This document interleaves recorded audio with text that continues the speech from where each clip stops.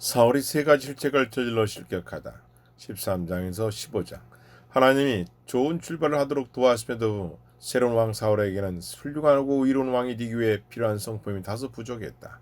머지않아 사울은 세 가지 실책을 저지른다. 첫째로 사무엘 10장에서 사울은 사무엘의 지시에 불순종하여 사무엘을 기다려 않고 자기가 제사를 드린다. 둘째로 사울은 자기가 승리에 거의 기하지 않는 전투를 하면서 매우 어리석은 맹세를 한다. 이 맹세는 전투에 아무런 도움을 주지 못하고 오히려 그 전투의 실제 영웅이 자기 아들 요나단을 사형죄로 기소하게 한다. 그러나 입덧 때와 달리 군대가 개입해서 사울의 맹세를 이용하여 그의 아들 요나단을 처형하지 못하게 한다. 사울의 세 번째자 가장 심각한 잘못은 하나님의 직접적인 명령을 노골적으로 불순종한 것이다. 사무엘상 15장. 여호와는 사울이 아말렉 족속에 큰 승리를 거두가시지만 신명기 25장을 이루시려고 아말렉인과 그들의 가축을 남김없이 모두 죽이라고 명령하셨다. 전투가 끝나고 사무엘이 사울을 맞으러 가자 사울은 내가 여호와의 명령을 행하였나이까라고 선언한다. 사무엘은 반대로 사울의 유죄를 나타낸 증거를 지적한다. 그러면서 내게 들려오는 이 양의 소리와 내게 들리는 소리는 어찌 님이니까. 사울은 다른 사람에게 책임을 돌려야 하지만 사무엘은 이 명령 위반이 결정적이며 이제는 하나님이 사울이 왕이 되지 못하게 하신다고 말한다. 또한 사울이 간청하고 예언에도 불구하고 사무엘은 하나님이 일에 대해 마음을 바꾸지 않을 것이라고 통고한다. 하나님에 대한 사울은 이제 끝났다. 누가 왕이 될 것인가?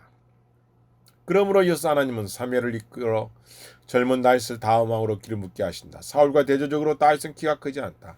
다윗은 아직 젊은이로 아버지의 양을 돌보고 있다. 사무엘이 약간 놀라자 하나님은 이렇게 일깨우신다. 그의 영모와 길을 보지 말라. 내가 이미 그를 다윗의 마청 알리압을 버렸노라. 내가 보는 것은 사람과 같지 아니하니 사람은 외모를 보거니와 나 여호와는 중심을 보느니라. 그리고 사무엘이 다윗에게 기름을 붓자 하나님의 영이 다윗에게 임한다. 아직 사울이 왕임에도 하나님의 영은 다윗에게 있다. 다음 일하는 악령에 기름을 당하는 사울과 대조로 성령의 능력이 다윗의 삶에 어떻게 역사하신가를 예시한다. 다윗이 성령의 능력을 받은 왕처럼 행하여 골리앗을 죽이다. 17장. 골리앗에 대한 승리는 다윗에게 결정적인 순간이다. 이스라엘 블레셋 다시 전쟁을 하는데 블레셋 용사 골리앗은 이스라엘 군대를 조롱하면서 자기와 1대1로 싸울 용사를 내보내라고 거만하게 도전한다. 누가 이스라엘 용사가 될 것인가? 이스라엘 백성이 원래 왕을 원했던 그 이유가 전투에서 왕이 자기들을 이끌도록 하려는 것임을 상기하라. 또한 사울이 이스라엘에서 가장 큰 사람은 다른 사람보다 머리가 하나 더 컸다는 점도 상기하라. 이스라엘 군대의 다른 사람과 달리 사울에게는 좋은 갑옷이 있었다. 게다가 제거의 고대 사본에 근거할 때 어쩌면 사울은 거의 골리앗만큼 컸을 것이다. 따라서 골리앗의 도전은 필시 사울을 향한 것이고 사울 왕은 골리앗과 싸울 만한 유일한 사람이 분명하다. 그러나 사울은 다른 병사들과 마찬가지로 골리앗을 두려워한다. 이에 다시 무대에 등장한다. 다윗은 양치기 소년이다. 다윗은 군대에 소속되어 있지도 않다. 하지만 다윗은 골리앗의 모독에 화가 나서 이 시끄러운 블레셋인과 싸우겠다고 자원한다. 다윗은 양을 옆하는 사자와 곰을 자기가 종종 죽였다고 자신있게 이야기한다. 이야기에서 처음으로 우리는 다윗이 위험한 사태에 풋내기 아니라는 사실을 알게 된다. 만약 다윗이 혼자 들에서 사자와 곰을 모두 대적하여 승리했다면 어쩌면 골리앗도 처리할 수 있을 것이다. 아멘. 다윗은 사울의 갑주를 사용하기를 거절하고 그 대신 자신이 평소 사용하던 목자의 무기인 막대기와 물매맛으로 골리앗과 맞선다. 골리앗과 다윗이 약간의 독소를 주고받는 다음 다윗은 블레셋 용사 골리앗을 죽여 목을 베고 결국 블레셋 군을 완전히 패퇴한다. 소년 다윗은 블레셋에서 이스라엘을 구원한다. 이 시점에 다윗이야말로 이스라엘의 진정한 왕이다. 하나님에게 선택받고 사무엘에게 기름받은 다윗은 위대한 승리를 통해 자신이 왕임을 확증한다. 불행해도 사울과 이스라엘 백성은 이 사실을 아직 깨닫지 못하거나 인정하지 않는다. 인간적으로 말하자면 이 시점에서 다윗이 무력으로 왕좌를 빼앗을 수도 있었을 것이다. 아마 군대도 다윗을 따랐을 것이다. 그러나 다윗은 인격과 미덕을 갖춘 사람이다. 다윗은 하나님이 사울을 왕위에서 해마시기를 기다릴 것이다. 사울의 몰락과 광기대 다윗의 부상과 의대야. 사무엘생 나머지는 사울과 다윗의 대조를 중심으로 전개된다. 하나님은 사울을 대신할 왕으로 다윗을 선택했지만 사울은 승복하지 않는다. 이 단락 전체에 걸쳐 사울이 계속 자신의 무능을 나타내 보이는 만큼 다윗은 훌륭한 리더십을 실증한다. 사울이 다윗을 죽이려고 집착하면서 점점 약해진다. 더 애처로운 것은 다윗은 이 단락 전체에 점점 더 강해질 것이라는 것이다. 사울은 점점 더 약해지고 다윗은 이 단락 전체에 걸쳐 더 강해질 것이다.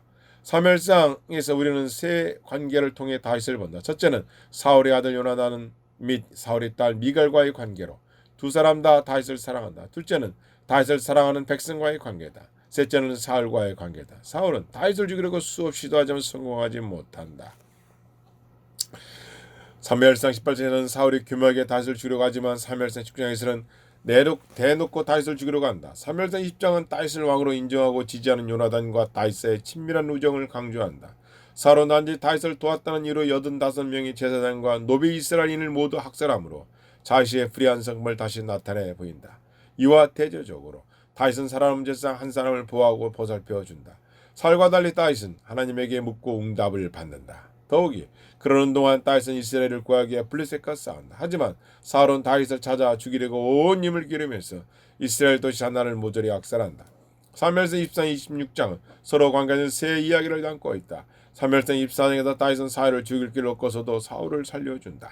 마찬가지로 비슷한 일이 사무엘상 입장에서 일어난다. 다윗은 다시 사울을 죽일 초래의 길을 받지만 사울을 죽이지 않고 살려준다. 이 두 사건 사이에 다윗과 아름다운 여인 아비가일이 흥미로운 이야기로 들어있다. 아비가일의 통명스러운 남편 나발, 어리석게도 다윗을 모독한다. 다윗이 나발과 가족을 몰살하기 위해 나가자 아비가일은 다윗을 만나 남편 대신 사죄할 뿐 아니라 선물을 전달하면서 다윗을 설득한다. 아비가일의 간청으로 결국 다윗은 사울을 살려주었던 것처럼 나발도 살려준다. 하나님 열흘 뒤에 나발을 쳐서 죽이자 다윗은 아름답고 지혜로운 아비가일을 아내로 만든다. 이 일은 다윗에게 언제나 하나님의 때를 기다려야 한다는 것을 예증하는 사건이었다. 한편 사울이 여전히 다윗을 추격하자 다윗은 이스라엘 따라 하필이면 블레셋에 거한다. 사울은 다윗을 반대드는 세계로 몰아낸 것이 분명하다. 블레셋에서 다윗은 자기가 사울 및 이스라엘과 싸우고 있는 것처럼 생각하도록 블레셋을 속이고 계속 이스라엘 다른 적과 싸우려고 한다. 28장에서 사무엘이 죽는다. 불쌍한 사울은 또다시 블레셋에 대한 걱정해야 하지만 주대줄 사무엘이 더 이상 없다. 그래서 사울은 신자판 얘기를 수소문한다. 사울의 죽은 자 가운데서 사무엘을 불러오고 요청하자 여인은 그렇게 하는 것처럼 보인다. 다윗의 입군과 이스라엘의 회복, 다윗이 왕이 되어 왕국 정치적으로 채통하다. 사울과 요나단의 사목소리를 듣는 다윗은 애가를 지어 사울과 요나단을 기린다. 그리고 사울의 집에 충성하는 자와 다윗의 집에 충성하는 자 사이에 내전이 일어난다. 다윗이 사울을 살려주었던 것과 대조되게 다윗의 장군 요압은 사울의 장군 아브넬을 죽임으로 저항을 꺾어버린다. 이제는 다윗이 이스라엘을 완전히 장악했다. 모든 집파가 다윗에게 충성을 수락하고 다윗은 예루살렘을 점령하여 수도로 삼는다. 그런 다음 다윗은 블레셋을 괴멸시킨다. 다윗을 통해 이스라엘과 하나님 언약 관계를 회복하다. 예루살렘과 수도를 정한 다윗은 언약궤를 예루살렘에 가져오고 싶어한다. 처음에 다윗이 마치 승전 기념을 대하듯이 언약궤를 잘못 운반을 하자 하나님은 다윗의 사람 가운데 하나를 쳐서 죽인다. 다일제로도 하나님의 임재를 나타내는 언약궤를 지급하는 법에 대해 율법이 제시하는 절차를 무시해서는 안 되었다. 다윗은 재차 시도에 성공하는데 이번에는 올바른 절차를 따랐기 때문이고 그런 다음 다윗은 하나님을 위해 영구적인 성전을 짓고 싶다는 바람을 표명한다. 그러나 하나님은 나단 선지자를 통해 다윗과 언약을 맺으시고 다윗을 위해 즉 왕조를 세우겠다고 약속하신다. 이 언약에서 특별히 다윗의 자손을 일으키실 것이며 그 자손이 왕국이 여전히 지속될 것이라고 약속하신다. 그러자 다윗은 하나님에게 겸손하게 감사 기도를 드린다. 다윗이 가나안 정복을 모두 완결하고 이스라엘 군대의 탁월함을 회복하다. 가나안 정복의 완결.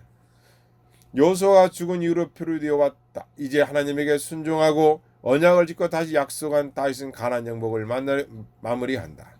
다윗의 대추락, 밧세바 사건. 의협의 결정이 다르자 다윗은 문열을 내린다. 아름다운 밧세바가 목욕하는 것을 옥상에서 목격한 다윗은 밧세바를 취하기로 결심한다. 다윗은 밧세바를 궁에 데려와 동침한다. 밧세바는 임시 사실을 알린다. 다윗은 밧세바의 남편 우리에게 아이 아버지라고 생각하게 만들려고 우리아를 전장터에서 소환하여 집으로 보낸다. 아내와 동침하게 하지만 우리아는 거절한다. 그렇게 하려고 시도가 여러 차례 실패하여 다윗은 우리아를 전쟁터로 불러보내서 요압에게 우리아가 교전 중에 죽게 하라는 지시를 내린다. 사실상 우리아를 살해한 셈이다. 그리고 다윗은 밧세바와 결혼한다.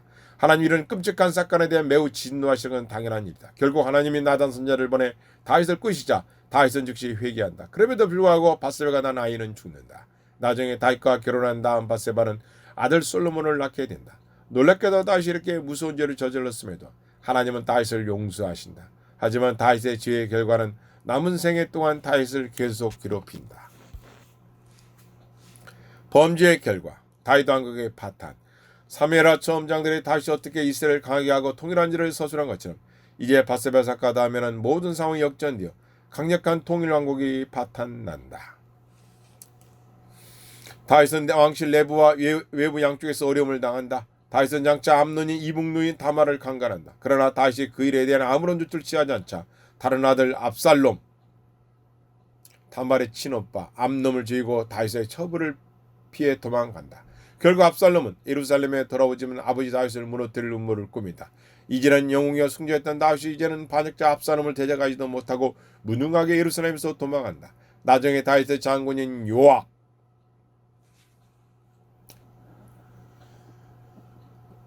구진을 도맡아는 사람. 전투 중에 압살롬을 죽이고 다윗은 예루살렘으로 귀환한다. 그러나 상황은 결코 예전으로 돌아가지 않는다. 사무엘하 20장은 북쪽 열 지파가 일으킨 큰 반란에 대해 기술하는데 이는 솔로몬이 죽은 다음 이스라엘을 분열시키는 내전의 전조다. 다윗 안교에 대한 요약. 사무엘의 마지막 4장은 서로 별다른 연관점처럼 보인다. 하지만 이 4장은 히브리 저자들이 즐겨 사용한 평행 구조, 즉 교차법이라고 부르고 교차법으로 부른다. 연결되어 있다.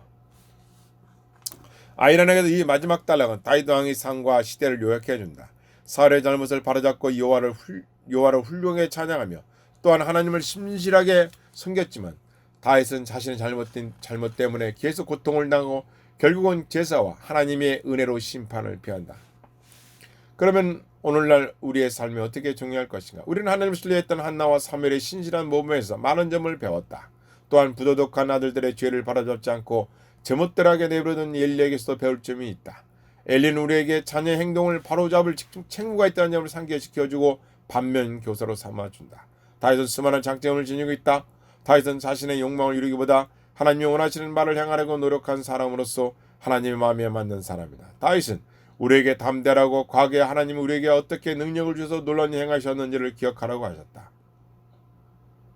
이를 행하라고 격려하는 것이다. 다윗은 다른 사람의 생각과 판단에도 관심이 없고 오로지 하나님이 원하시는 뜻에만 관심이 있다. 삶에서 이런 태도를 기른다는 우리가 그리스도로 살아가는 데 엄청난 도움이 될 것이다. 아멘. 물론 우리는 다윗의 밧세바 및 우리에게 범한 중대한 죄도 직시해야 한다. 이런 성 문제가 커다란 유혹이며 심지어 다윗같이 강하고 헌신된 사람도 취약하다는 사실을 우리에게 경고한다. 따라서 우리는 성적인 유혹을 피해 달하는 데 민첩해야 한다.